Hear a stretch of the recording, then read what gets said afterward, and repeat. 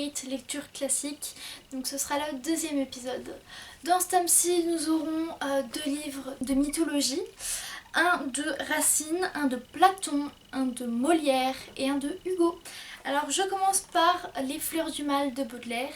C'est chez Flammarion, édition étonnant classique. Voilà, je vous fais la petite mise au point.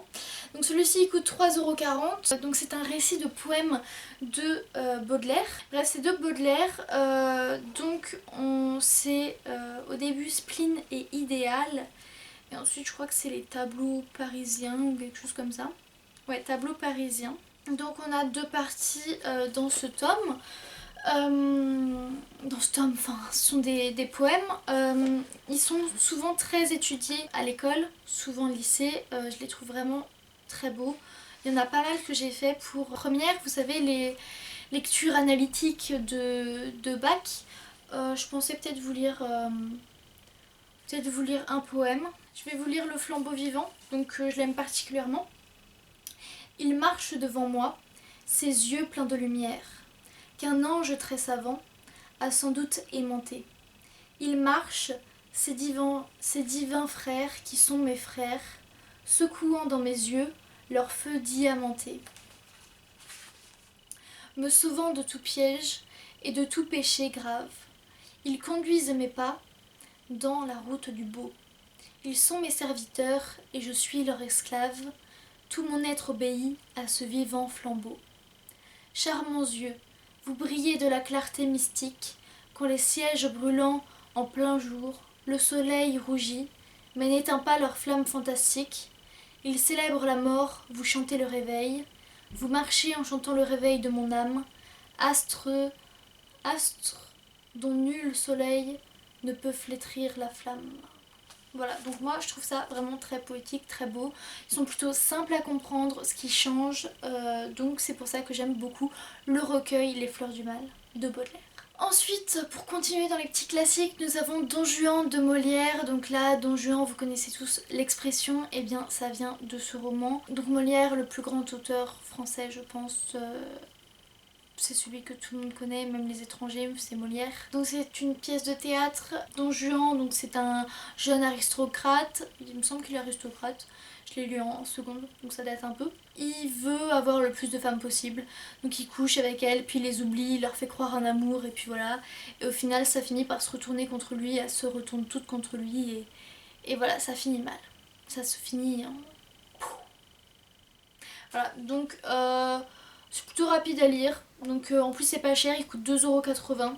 C'est toujours étonnant classique, donc Flammarion. Il est vraiment pas long, il fait 130 pages. Donc 130 pages, sachant que vous pouvez déjà enlever 50 pages. Donc 130 moins 50, 80, ça fait 80 pages, sachant que c'est en écrit de théâtre, c'est vraiment très court. Pour votre culture, vraiment c'est bien. Si c'est pour les cours, vraiment 80 pages, je pense pas que ça vous tue. Donc voilà, lisez-le. Après, le théâtre c'est toujours un peu simple à comprendre. Donc voilà, là c'est Don Juan, le séducteur inné. Ensuite nous avons Théogonie, les travaux et les jours, hymne homérique de Hésiode. Donc là c'est au folio classique et j'ai pas le prix parce que j'ai dû le retirer. Donc je sais pas du tout combien il coûte.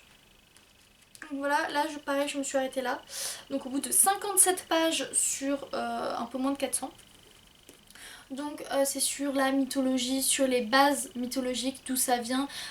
Hésiode et Ovide sont les deux premiers qui les retranscrivent en écriture.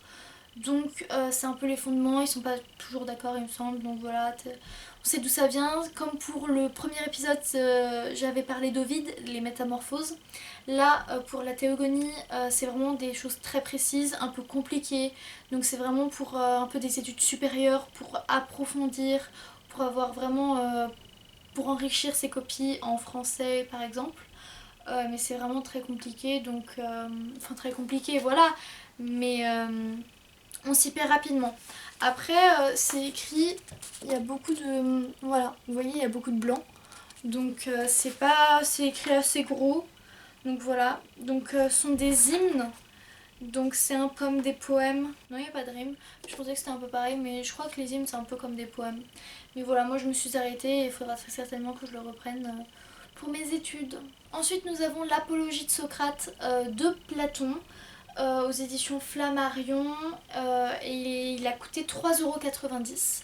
Donc là on a Socrate qui est un philosophe, donc c'était il y a très longtemps, certainement avant Jésus-Christ, et donc on voit comment il réfute tous les habitants qui sont contre lui. Donc on a son procès, le procès de Socrate que Platon, son disciple, retranscrit dans ce livre. Et donc tout le monde en avait marre de Socrate, donc il a eu un procès sous le nom, enfin pour la raison qu'il ne croirait pas aux dieux, alors que si, parce qu'il parle d'enfer, etc. Et que pour croire aux enfers, il faut croire en Dieu. Et du coup voilà, c'est en gros 399 avant Jésus-Christ. Donc c'est l'histoire de Socrate. Et donc c'est son disciple Platon qui écrit tout ça. Honnêtement, c'est compliqué. C'est un livre de philosophie. Donc c'est bien pour la terminale. Pour des citations, pour vous enrichir, vraiment c'est super. Sinon, seulement si vous aimez la philosophie, moi je sais que ça a été plutôt compliqué.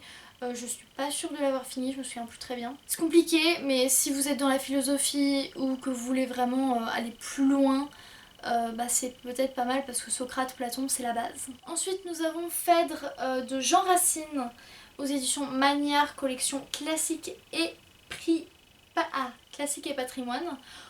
Il coûte 2,95 €. Il est assez court, c'est une pièce de théâtre, 90 pages à peu près. C'est écrit texte normal, hein. Voilà. L'histoire de Phèdre, c'est une dame qui aime son beau-fils. Donc elle est mariée et elle aime le fils de son mari. Et donc elle ne sait pas comment lui dire et son mari disparaît. Donc elle avoue son amour à cet homme, à son beau-fils. Et voilà, je vais pas vous dire comment ça réagit, mais c'est une tragédie.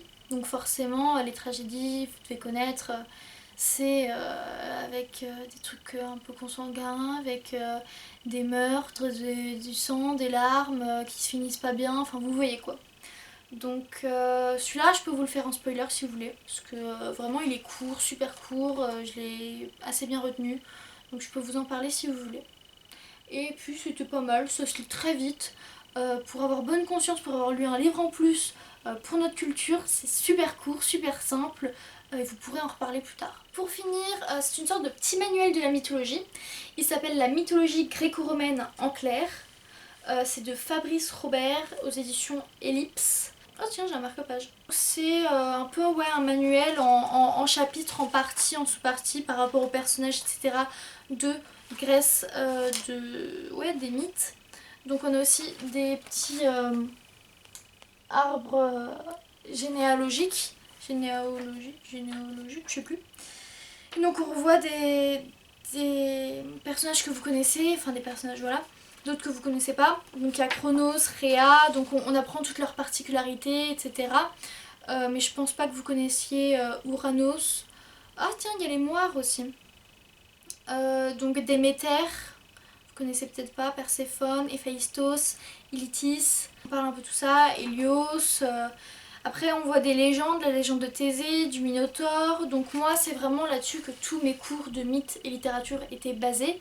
Donc vraiment en ce livre-là, vous avez un peu tous les le roman d'Ovide et le roman d'Hésiode que je vous ai présenté, mais en clair, donc résumé et clair, précis, il n'y a pas plus précis. Donc si vous voulez vraiment savoir sur la mythologie et pas lire les œuvres complètes, ce livre-là vous apprendra tout ce dont vous avez besoin de savoir.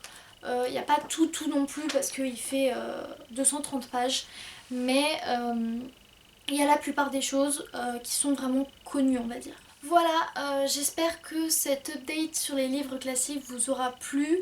N'hésitez pas à me dire ce que vous en pensez en commentaire, si ce format vous plaît sur ces thèmes-là, si je suis allée trop vite sur certains, trop lentement.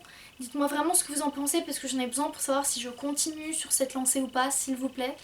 Et puis je vous souhaite de joyeuses lectures, de réussir vos études et à bientôt.